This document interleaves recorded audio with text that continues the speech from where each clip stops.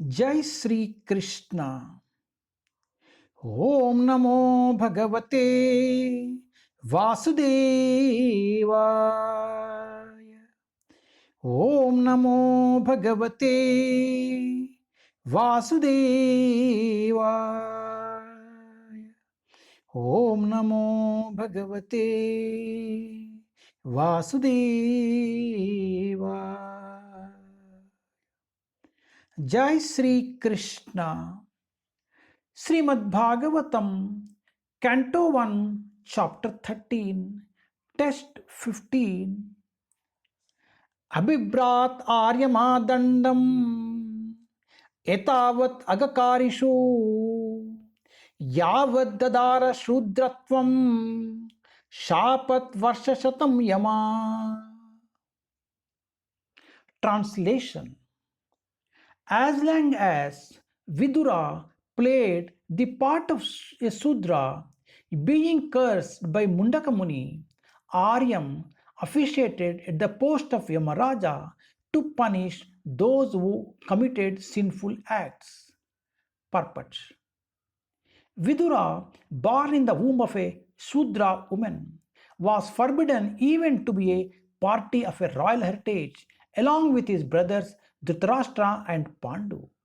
Then, how could he occupy the post of a preacher to instruct such learned kings and Kshatriya as Dhritarashtra and Maharaja Yudhishthira?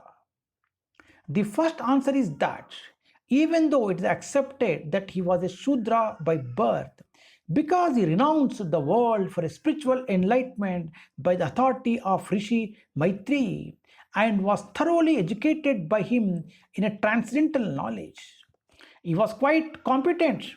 He was quite competent to occupy the post of an Acharya or a spiritual presbyter. According to Sri Chaitanya Mahaprabhu, anyone who is convenient in the transcendental knowledge or the science of Godhead, be he is a Brahmin or a Sudra, a householder or a sannyasi, is eligible to become a spiritual master. Even in the ordinary moral codes maintained by Chanakya Pandit, the great politician and moralist, there is no harm in taking lessons from a person who may be by birth less than a Sudra. This is one part of the answer. The other is that Vidura was not actually a Sudra. He was to play the part of so-called Sudra for 100 years, being cursed by Mundaka Muni. He was the incarnation of Yamaraja, one of the 12 Mahajanas, on the level with such exalted personalities as Brahma, Narada, Shiva, Kapila, Bhishma, Prahlada, etc. Being a Mahajana, it is the duty of Yamaraja to preach the cult of devotion to the people of the world, as Narada, Brahma and other Mahajanas do. But Yamaraja is always busy in his Plutonic kingdom punishing the doers of sinful acts. Yamaraja is deputed by the Lord to a particular planet some hundreds of thousands of miles away from the planet of Earth, to take away the corrupt souls after death and convict them in accordance with their respective sinful activities. Thus, Yamaraja has never little time to take a leave from his responsible office of punishing the wrongdoers.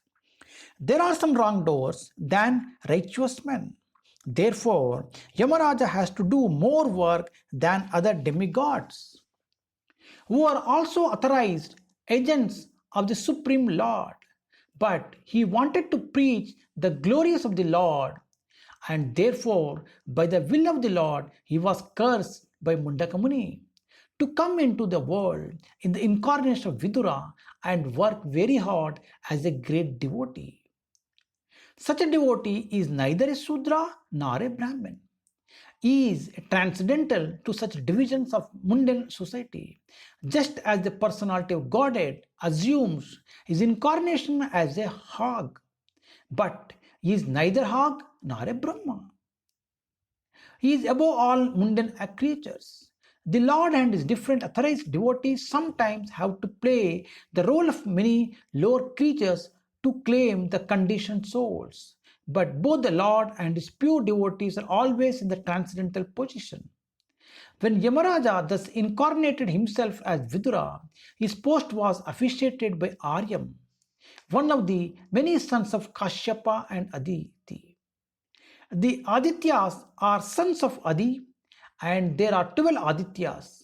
Aryam is one of the 12 Adityas, and therefore it was quite possible for him to take a charge of the office of Yamaraja during his 100 years absence in the form of Vidura. The conclusion is that Vidura was never a Shudra, but he was a greater than the purest type of Brahmanas. Hare Krishna.